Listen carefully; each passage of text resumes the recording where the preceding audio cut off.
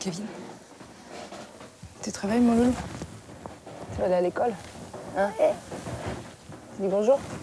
Bonjour. Bisous. Tous les matins, Audrey, 32 ans, doit préparer ses enfants bien avant l'heure de l'école. Ryan, tu t'habilles? Vous les réveillez tôt? Bah, c'est 6 h parce que là, je commence à 7 h. Après, ils vont chez mamie. Ils déjeunent chez mamie et puis elle les emmène à l'école. Audrey est une mère célibataire. Elle doit s'occuper seule de ses 3 enfants. Un casse-tête quotidien. Allez, viens, je te coiffe là, si tu veux. Depuis qu'elle a accepté de faire de l'intérim, elle a des horaires décalés. C'est mieux payé que ses petits boulots d'avant, mais à la clé, il y a plus de fatigue pour tout le monde. Allez, tiens, je te coiffe pour l'école. On y va? On est parti? Ouais. Allez, hop. Tu vas attraper froid, mon chéri. Quand il y a 4 ans, elle s'est séparée de son conjoint. Audrey a décidé de revenir vivre dans l'Oise, sa région natale, et de retravailler à tout prix. Tous les matins, c'est un peu la course et des fois, le soir, c'est pas mal aussi. C'est un rythme qu'on prend et puis après, c'est parti, quoi.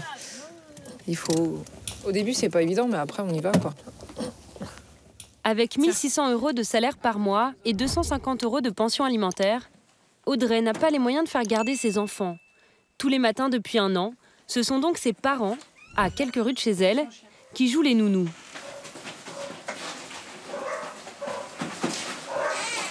Mamie? Pour eux aussi, le réveil est un peu difficile. Et toi? Non, c'est papy qui se lève. Je croyais que vous dormiez encore. Bonjour. Bonjour. On a des bébés ici. À peine arrivée, Audrey doit repartir. Elle embauche dans 20 minutes pour 9 heures de manutention chez un grossiste en produits pharmaceutiques. Et là, l'école, c'est dans combien de temps? À 9 h. Donc il y a encore beaucoup à attendre, non? Bah, 32 heures et puis c'est tout. Jean, le père d'Audrey, sait que sans son aide, sa fille ne pourrait pas obtenir ce genre de mission. Mais ce jeune retraité a encore du mal à se faire à ses babysitting très matinaux. C'est difficile parce qu'on en a déjà élevé 5 à nous. Faut recommencer avec les autres. C'est pas facile, quoi. Non, Puis, on va commencer avec les autres. faut reconnaître qu'ils sont pas... C'est pas des plus calmes, hein. Non, mais on y arrive, mais bon, faut... Vous vouliez peut-être être un peu tranquille Oui, oui, mais ça va venir. Ça va venir, ça va venir. C'est donné encore 2 ans, et puis après, Non, ils se débrouilleront, parce que on va pas faire toute notre vie avec des gamins. Il faut dire que Jean et sa femme Laurence font aussi les nounous pour les enfants d'un autre célibataire, le frère d'Audrey, fraîchement divorcé. Il manque plus personne? Tous les matins, le monospace de Jean prend des allures de bus scolaire.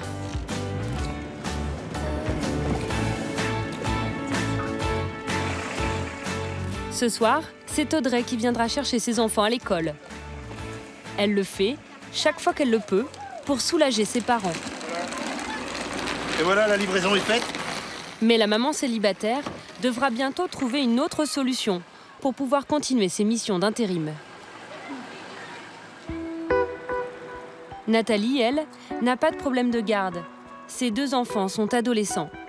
Mais cette maman de 33 ans reste sans emploi et vit sous le seuil de pauvreté avec à peine 600 € par mois. 417 € de RSA et une centaine d'euros d'heures de ménage. Elle fait attention à chaque dépense et doit vérifier l'état de son compte toutes les semaines. Et voilà, comme vous pouvez le voir, on est le 11 du mois, il me reste 4,50 €. Actuellement, c'est devenu un peu un quotidien, parce que c'est pas évident de raccorder les 2 bouts, quoi. Aujourd'hui, en France, près de la moitié des mères célibataires finissent le mois à découvert. Et comme beaucoup d'entre elles, Nathalie s'est résolue à se faire aider par des associations.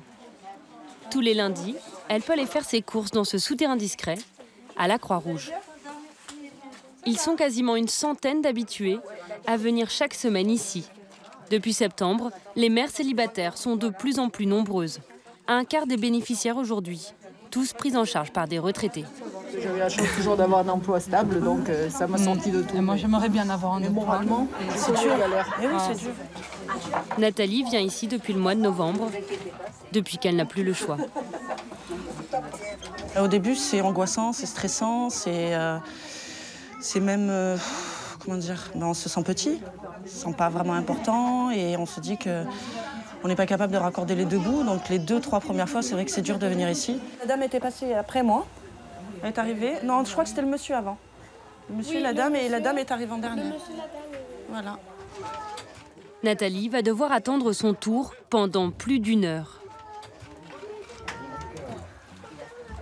Madame Rougier Nathalie, s'il vous plaît, vous pouvez venir. Oh là là. Un adulte, 2 enfants. Elle remplit son sac avec des produits gratuits. Des pâtes, des conserves, des yaourts, l'équivalent d'1 semaine de repas pour sa famille. Il n'y a pas de bébé, maman. Il n'y a pas de bébé. Non, il n'y a pas de bébé. Ah, ouais.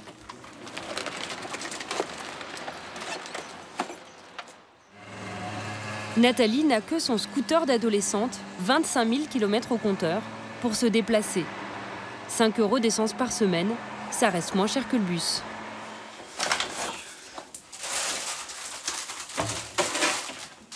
Dans son placard, quasiment que des produits donnés par la Croix-Rouge. Une seule entorse à son budget, dans son réfrigérateur, quelques desserts de marque pour ses enfants. Un petit luxe nécessaire à ses yeux. Là, ce que j'ai acheté, c'est ça, bien sûr, ce que tous les gosses aiment. On a pour au moins 3 € déjà. Et on a 4 desserts.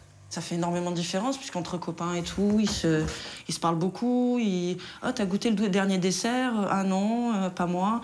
Donc c'est vrai que c'est comme pour les fringues et tout, il faut essayer de rester sur un niveau, ni en avoir trop, ni ne pas en avoir assez, mais essayer qu'il soit dans la norme. Ça a été tes journées? Oui. Nathalie ne touche pas de pension alimentaire, car elle a la garde de ses enfants 1 semaine sur 2. Son fils aîné a été placé en foyer après avoir fugué de chez son père. En ce moment, elle ne vit qu'avec Eddie, 12 ans. Il a vu ses parents se séparer il y a 2 ans. Son père, à la tête d'une entreprise de ferronnerie, faisait vivre toute la famille. Les vacances, les sorties au parc d'attractions, c'était la vie d'avant, celle qui reste sur les photos. Moi, l'attraction que j'aime, elle est là, c'est le trampoline. C'est magique. Magique pour eux, tout est beau, tout est grand, plein de lumière. À cette période-là, on essayait d'amener les petits au moins 1 fois par mois. C'est quand même aussi un budget parce que quand on allait là-bas, c'était entre 100 et 150 € qu'on dépensait quand même. Là maintenant, des vacances, c'est dur quoi. Déjà, il faut réussir à économiser chaque mois un petit peu pour au moins essayer de partir 4-5 jours, 1 semaine en vacances dans l'année. Et c'est pas évident. Mais Eddie n'est pas du genre à réclamer. Quelques livres font son bonheur. Il a vite compris que sa mère avait de gros problèmes financiers. Avec le loyer et les courses, elle a plus beaucoup d'argent. Alors pour l'instant, elle a pas de travail. Et tu vois la différence par rapport à tes copains d'école? Ben, surtout que eux, leurs parents, ils les gâtent tout le temps. Et moi, je m'en fous d'eux. Je suis pas jaloux. Pas jaloux, et même généreux. De temps en temps, Eddie gagne quelques dizaines d'euros en donnant des coups de main à son père. De l'argent de poche qu'il accepte de prêter à sa mère. Ça fait un passement. Je vais peut-être être vulgaire sur ce que je vais dire, mais c'est vraiment le mot. Ça fait chier de demander à son enfant 20 €, quoi. Et quand il vous les donne, ça fait encore plus chier de les prendre.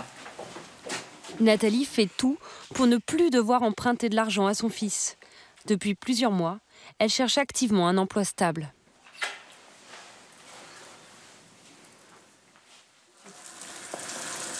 Il est midi, il faut faire vite. La petite cerise a faim. Priscilla, sa mère, va parfois jusqu'à se priver de manger pour pouvoir la nourrir.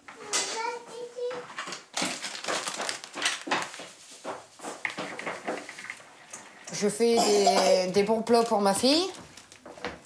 Mais moi, là, après, je vais me faire une tranche de pain avec du pâté, c'est tout. Parce que c'est moins cher, ça? Oui. Le pain est à 90 centimes. Et le pâté à 1,07 €. Vraiment, Zénette? Bah si. Priscilla élève seule sa fille depuis 2 ans, sans aucune pension alimentaire. Ouais, t'as pas mangé grand-chose encore.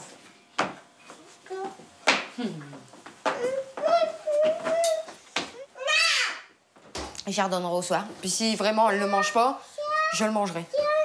Il n'y a pas de perte chez moi. Quand elle s'est retrouvée à la rue après sa séparation, Priscilla a pu obtenir ce logement social. Un refuge, mais pas encore une adresse définitive. Son appartement est en très mauvais état. Le champignon au-dessus du Velux. Et là, mardi matin, il y avait plein de gouttes. Le lit de ma fille étant comme ça. Et il pleuvait sur son lit. Là, il y a des champignons. Et il y a un trou dans le coin. Ah, il y a le vent qui passe. Son 2 pièces se fissurent dans tous les coins. Pour se chauffer, Priscilla doit mettre ses radiateurs au maximum.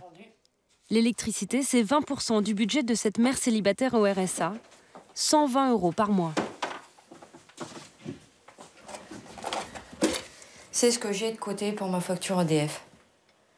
En sachant que je vais encore mettre 60 € dedans. Et aussi,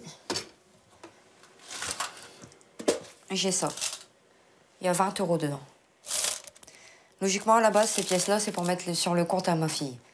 Mais je ne peux plus. Priscilla ne veut plus vivre avec 650 € par mois. Dès qu'elle le peut, cette ancienne secrétaire de mairie va chercher du travail. À pied. À tout à l'heure, mon chéri. Elle n'a pas les moyens pour le permis. Elle marche plus de 10 km tous les jours. Ce soir, elle se rend à la boulangerie de son village, dans l'Aisne. Elle a fait une affiche pour proposer du ménage et du repassage. Bonjour, je voulais te demander, David, est-ce que tu peux mettre ça là-bas quelque part? Parce que je cherche du travail. D'accord.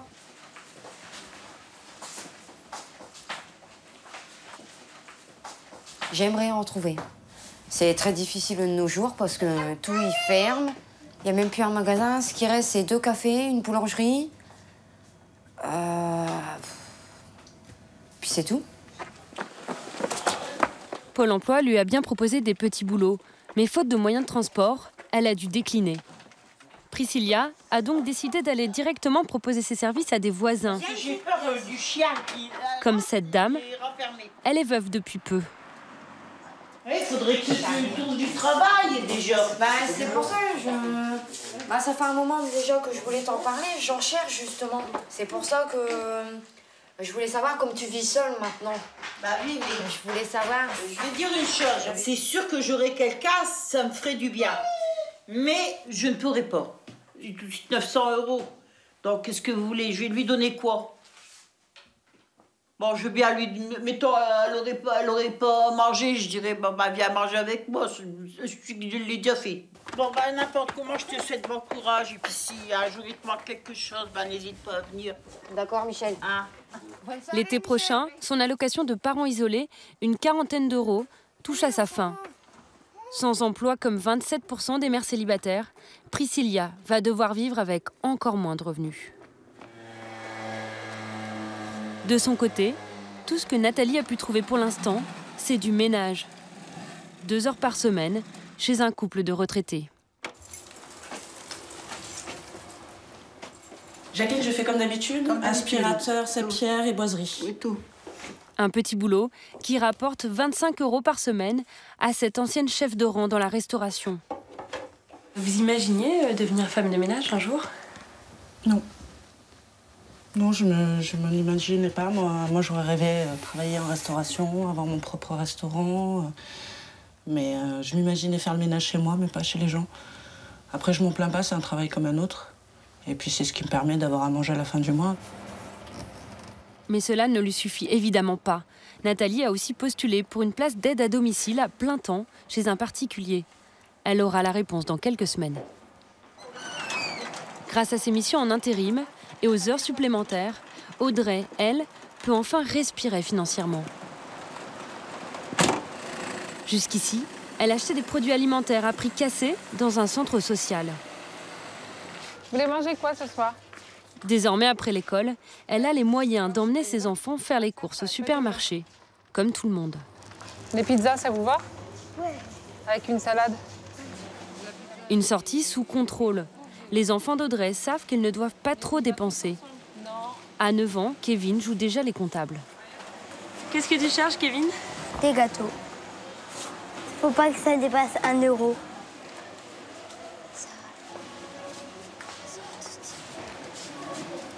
Celui-là, c'est 77 centimes. D'accord, bah c'est bien. Ça n'a pas dépassé. La valeur de l'argent, ils l'ont appris parce que moi, quand je suis arrivée ici, je faisais mes courses au Fonds social. Donc, la dame, elle leur a bien expliqué que si je faisais mes courses là, c'est parce que c'était pas possible d'aller dans les centres commerciaux, tout ça. Donc, quand on va dans un centre commercial, elle dit « Maman, on fait attention, comme ça, on ne retournera pas aux centres sociaux. » Je fais « Oui, c'est bien. »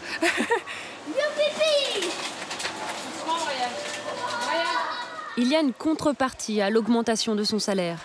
En quelques mois, Audrey a perdu toutes ses allocations. Mais elle espère bien désormais ne plus avoir besoin d'aide pour faire vivre seule sa petite famille.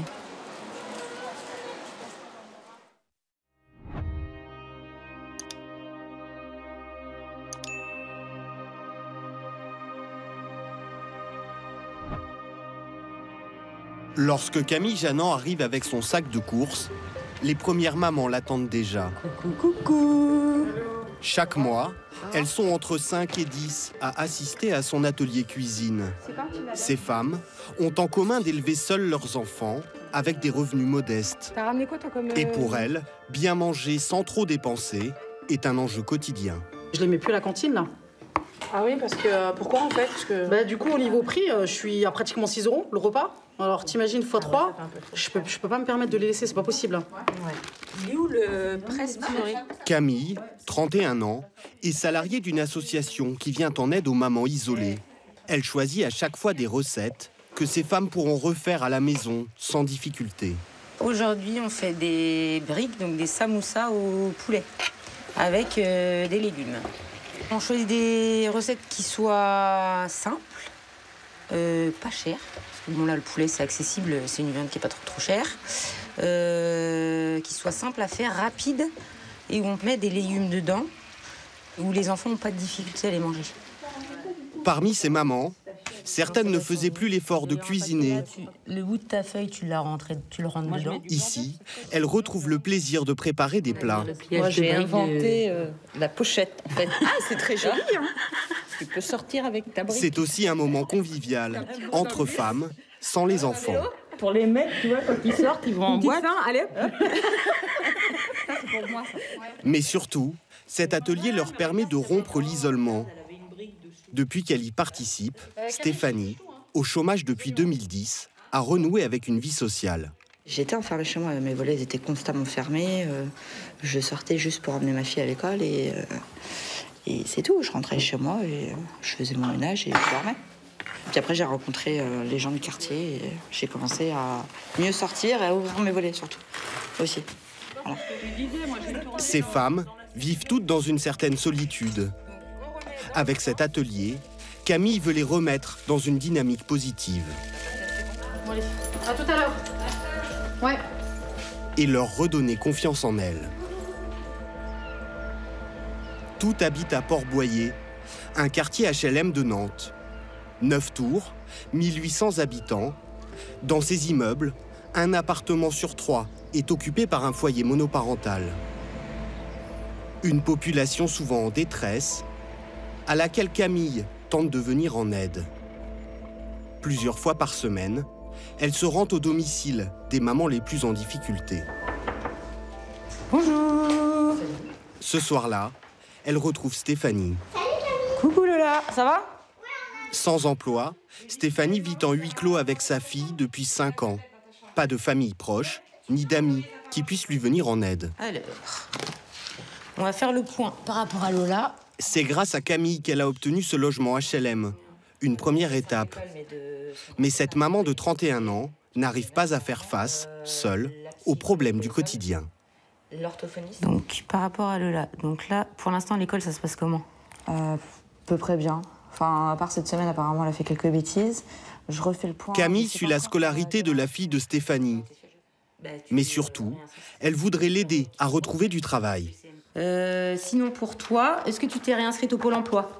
Je parie que j'ai la réponse. J'ai pas pris le temps. Voilà, voilà. Donc, Pôle emploi pour madame. Elle est inactive depuis la naissance de sa fille, 8 années sans emploi. Et aujourd'hui, le monde du travail la tétanise. Ça me fait peur parce que est-ce que je vais réussir à gérer ma vie de famille avec ma vie professionnelle, trouver des horaires aussi en fonction de l'école de Lola. J'ai eu des entretiens d'embauche où ça se finissait toujours la même chose. C'est on veut bien vous aider et puis à la finale on nous appelle bah non en fait ça va être compliqué avec vous. Et pourquoi Je pense que ça fait peur aussi les employeurs. Est-ce que l'enfant va être malade, elle sera jamais là, même elle va être fatiguée. Stéphanie s'est enfoncée dans la précarité.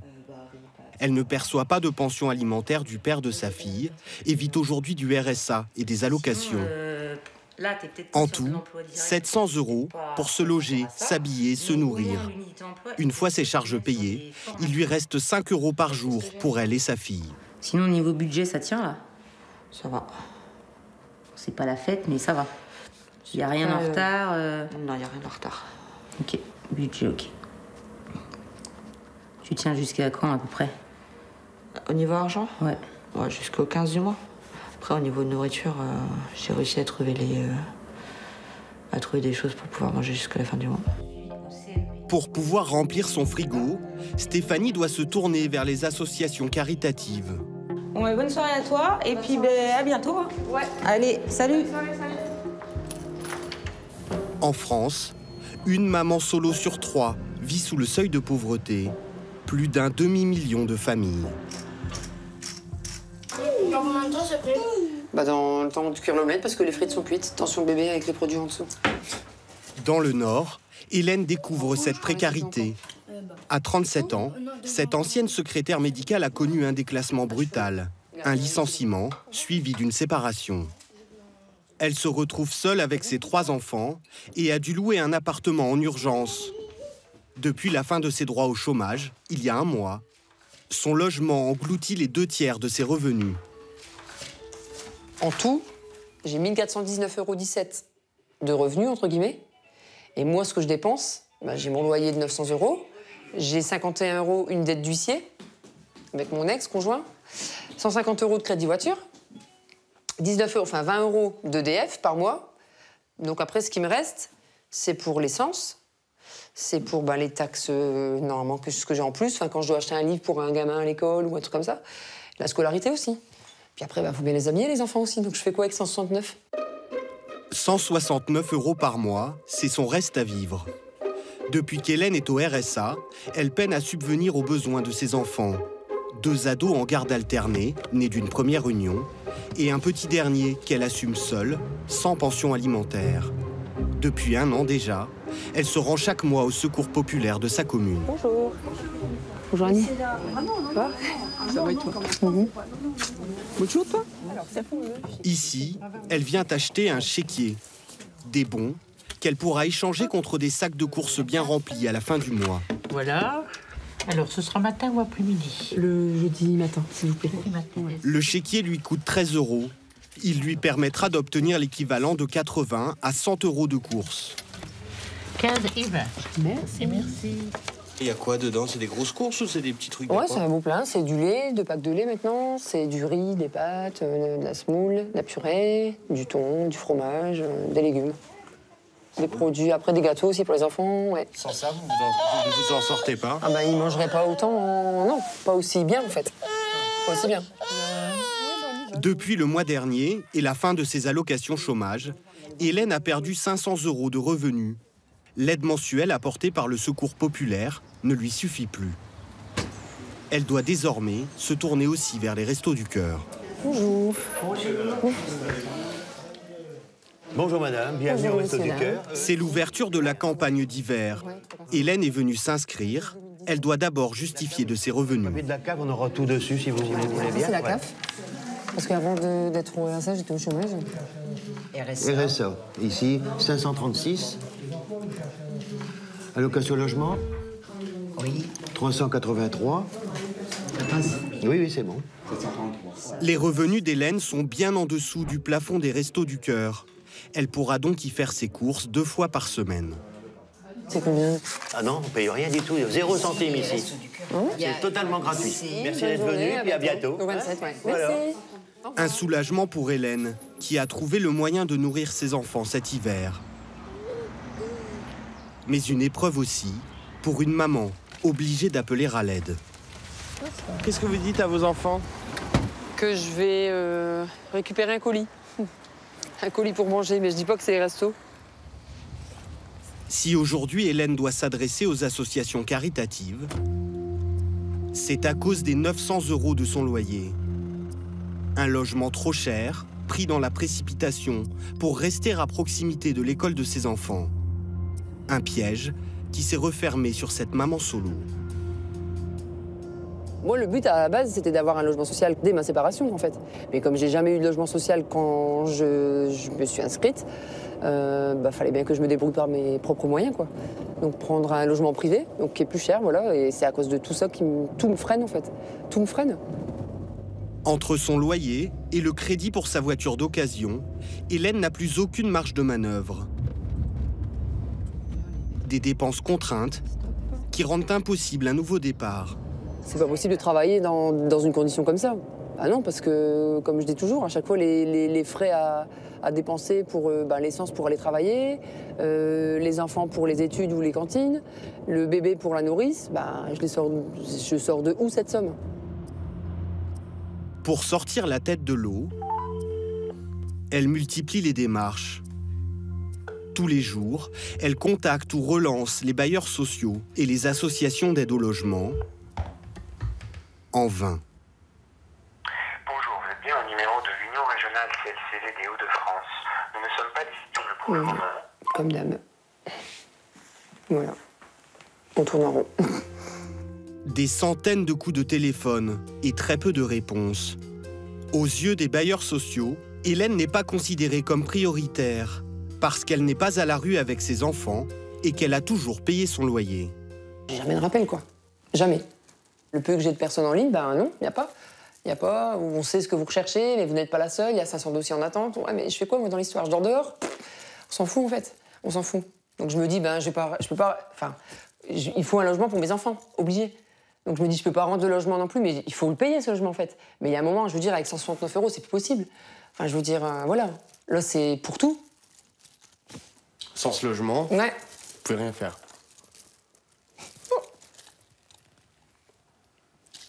Et je tourne en rond.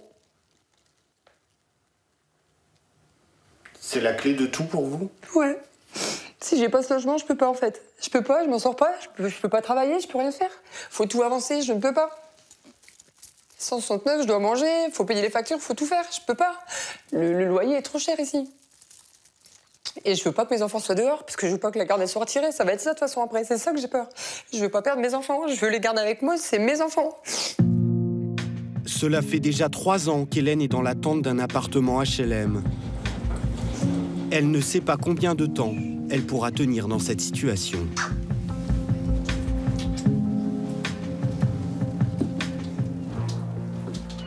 À Nantes, Camille, la responsable associative, a elle aussi connu ce parcours du combattant pour obtenir un logement social. Inès ou Am, il y en a une des deux qui peut faire la vaisselle, s'il vous plaît? Elle aussi est une maman solo de 2 petites filles de 6 et 7 ans. Son ancien conjoint l'a quittée juste après la naissance de leur 2e enfant. Je me suis dit, bon, là maintenant je suis toute seule avec 2 enfants petits, ça va aller vite. Et en fait, ça a pris presque 6 ans pour avoir un logement social. Et pourquoi, vous savez? J'étais pas prioritaire, j'étais pas dehors. Faut être prioritaire, faut être dehors. Pour être prioritaire, on va pas dire qu'obligatoirement on doit être dehors, mais c'est vrai que souvent quand on est ou hébergé chez quelqu'un ou en centre, enfin en foyer d'hébergement par exemple, là ça va plus vite. Allez les filles, on met les manteaux, les chaussures. Camille obtient un logement social en mars 2016, puis trouve du travail quelques mois plus tard dans son association. Un CDD à temps partiel à 830 € par mois, qui s'ajoute aux allocations.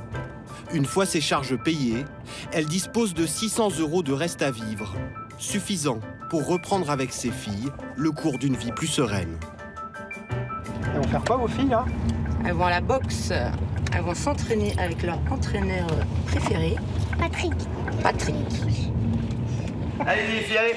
Hop, et tu essaies de toucher le montant, c'est bien ma grande. Grâce aux aides de la mairie, Camille ne paye que 50 € par an pour ses 2 filles.